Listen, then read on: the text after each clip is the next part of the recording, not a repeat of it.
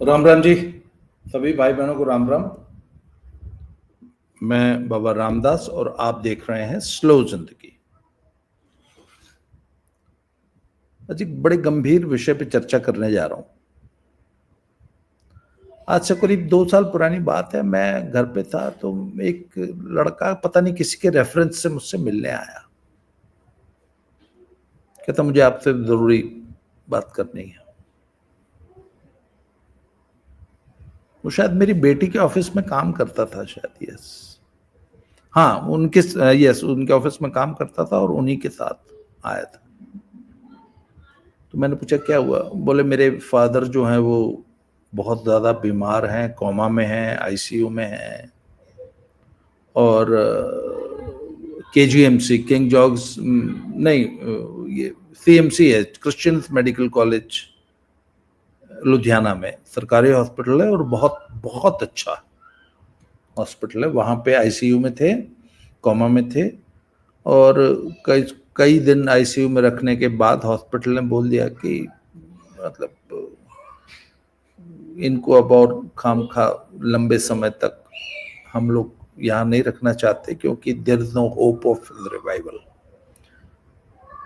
तो वो लड़का मेरे पास आया, बोला मैं इनको किसी प्राइवेट हॉस्पिटल में शिफ्ट कर दूं। और उसने पंजाब के जो कुछ महंगे प्राइवेट, क्योंकि सरकारी उनको कोई ले नहीं रहा था। तो मैंने उनसे पूछा क्या करते हैं आपके फादर। तो वो लंबे समय से जो है वो शायद बेरोजगार थे, या से उम्र भी काफ़ी थी, 65-70 साल उम्र थी उनकी। तो मैंने उस लड़के से पूछा कि आप क्या करते हैं। तो वो एक प्राइवेट ऑफिस में कोई छोटी सी जॉब करता था, जिसमें उसको 15,000 रुपये सैलरी मिलती थी। मैंने पूछा और घर की फैमिली की क्या कंडीशन है, क्या स्टेटस है। तो उसने जैसा भी घर का एक अर्निंग मेंबर 15,000 रुपये कमा रहा है, उससे किस तरीके से उनके घर का खर्चा चलता होगा ये आप कल्पना कर सकते हैं। ऐसे कोई धन्ना सेठ नहीं थे। तो मैंने उससे कहा कि एक बात बताइए, जब सीएमसी जैसा हॉस्पिटल, मेडिकल कॉलेज, इतना पुराना, इतना नामी कॉलेज, इतना नामी हॉस्पिटल आपके फादर को कह रहा है कि अब इनकी हालत ऐसी है कि उनको और ज़्यादा हम अस्पताल में नहीं रखना चाहते, and he we don't have any hope of revival. तो अब तक तो उनका सरकारी अस्पताल में इलाज चल रहा था, अब आप उनको किसी प्राइवेट हॉस्पिटल में ले जाना चाहते हैं। एक प्राइवेट हॉस्पिटल में तो आईसीयू में रखने का एक तो उसको तो प्रतिदिन का ही खर्चा 25-50 हज़ार रुपया हो जाएगा। तो मैंने पूछा आप उनको क्यों प्राइवेट हॉस्पिटल ले जाना चाहते हैं।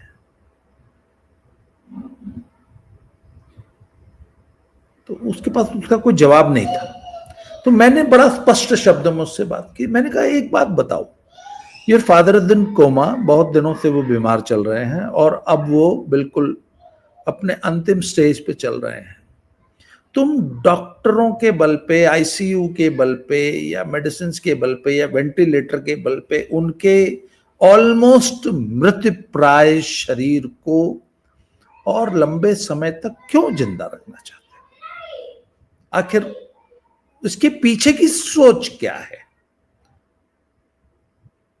जब आप जाके डॉक्टर से बोलते हैं डॉक्टर साहब किसी तरह बचा लीजिए,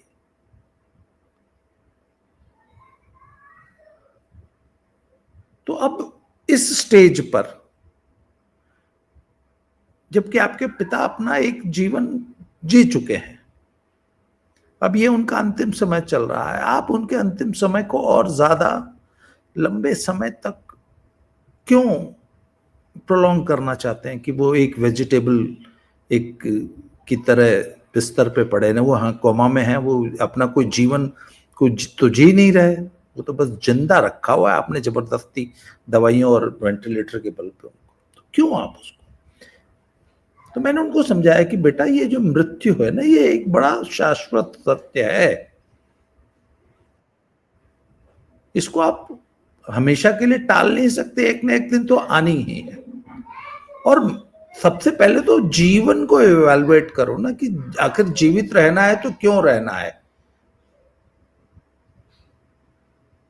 सिर्फ सिर्फ सांस चल रही है, इसको जीवन थोड़ी ना बोलते हैं।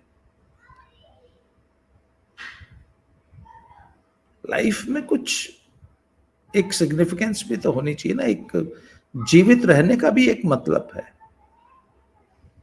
तो आप अपने पिता को क्यों जीवित रखना चाहते हैं, आईसीयू में बेड पे वो पड़े रहें? मैंने उनको समझाया है कि वो जा रहे हैं, उन्हें जाने दीजिए, उनको पकड़ के मत रखिए। अब आप उनको जितना ज्यादा देर तक उनकी मृत्यु को डिले कर रहे हैं, आप उस व्यक्ति के साथ अत्याचार कर रहे हैं। Let him die peacefully.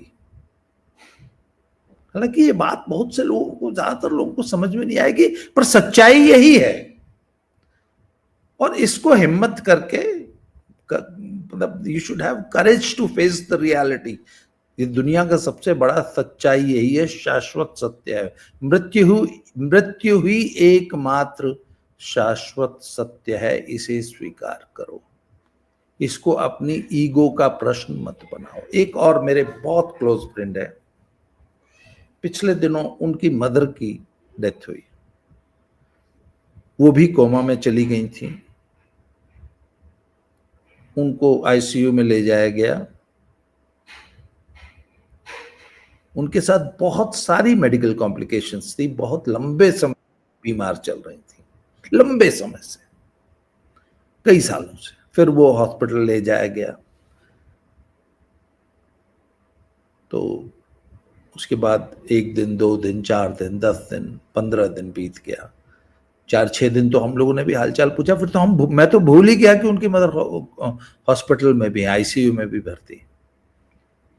फिर 15 दिन बाद फिर मुझे ध्यान आया कि अरे यार, इनकी तो मदर हॉस्पिटल। मैंने हालचाल पूछा, और 15 दिन बाद ऐसी स्टेज आ गई कि हमने तो हालचाल पूछना भी बंद कर दिया।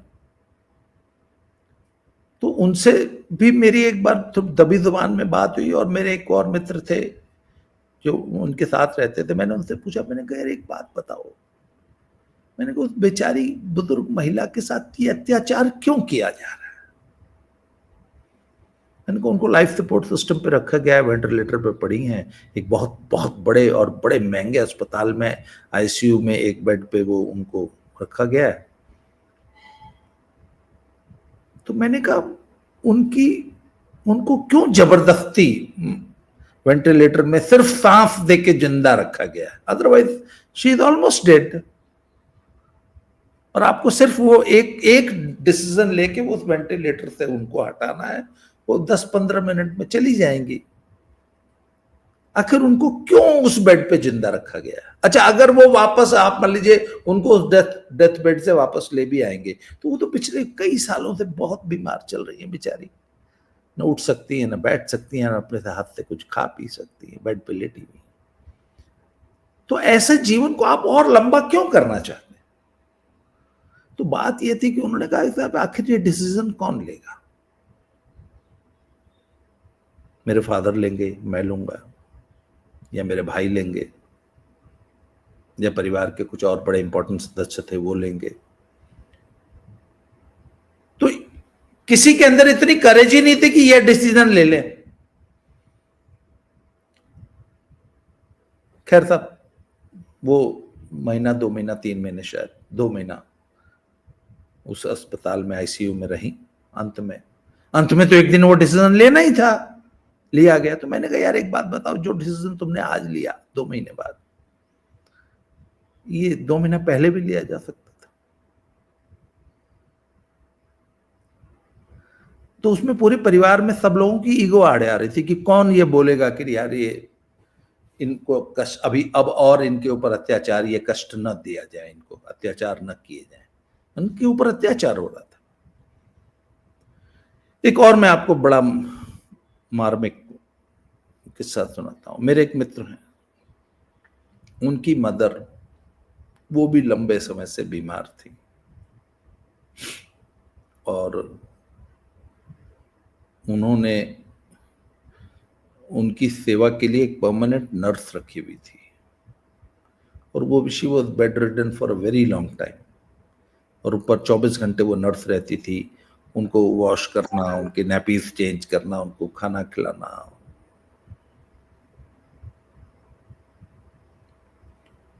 और ये सिलसिला शायद कई साल चला।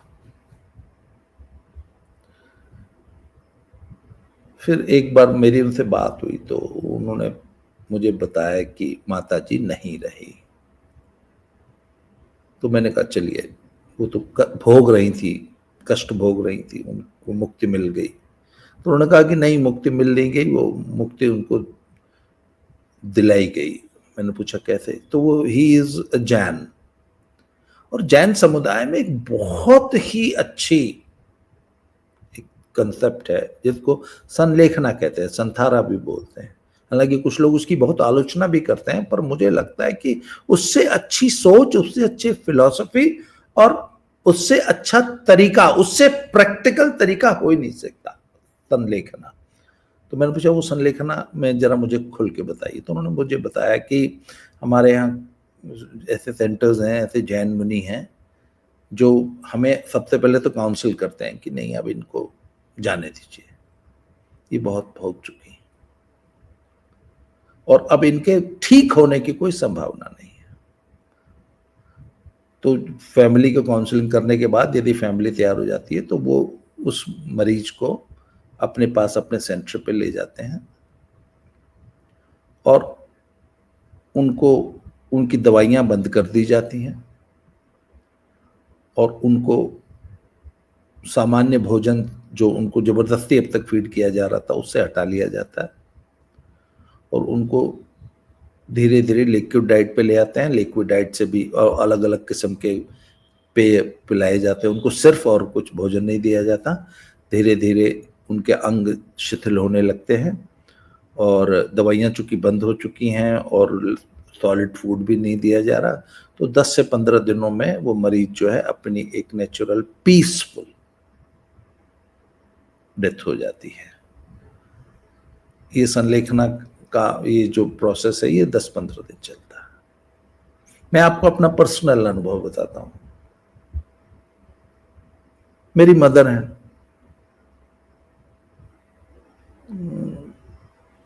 शी इज डायबिटिक, उनको बीपी के भी प्रॉब्लम्स है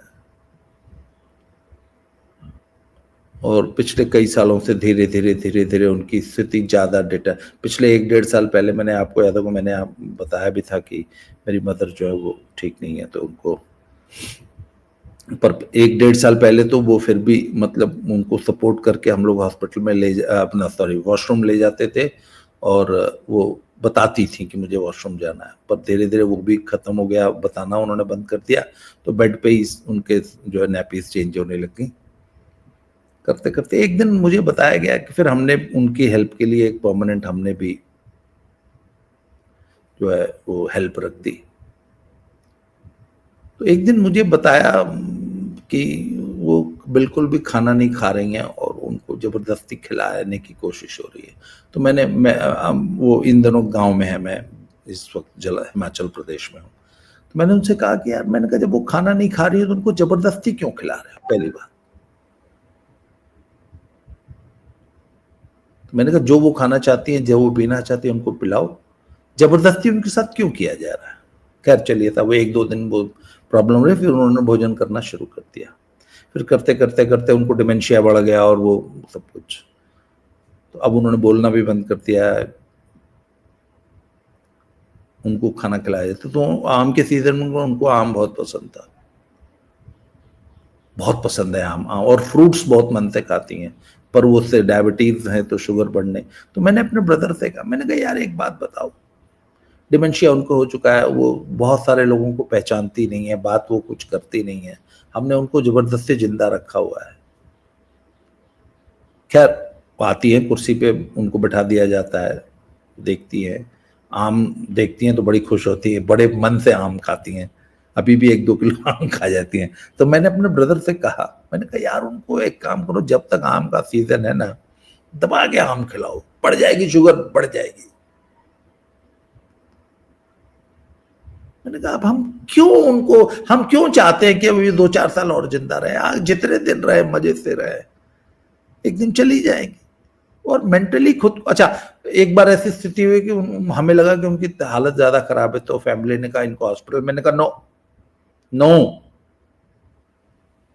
यदि उनकी हालत ज्यादा खराब है तो जैसी भी है, कहते उनके चेहरे पे सूजन आ रही है, उनको शायद उनके किडनी फेलियर हो, मैंने कहा जो कुछ भी हो रहा है हॉस्पिटल, हालांकि उनको फैमिली पेंशन मिलती है, मेरे फादर आर्मी में थे तो, और उनका पूरा इलाज वगैरह सब फ्री है, हमें ऐसे कोई वो नहीं है, पर इसके बावजूद मैंने कहा कि she will not go to the hospital, हम उनको दवाइयों के बल पे और ज्यादा लंबा जीवित नहीं रखना चाहते, जब तक वो ठीक ठाक है, खा पी रही हैं ठीक है, जिस दिन वो बेड पे बिल्कुल लेट जाएंगी, संघर्षण हो जाएंगी, हम उनको जबरदस्ती वेंटिलेटर पे और आईसीयू में जिंदा नहीं रखेंगे, लेट हर गो पीसफुली।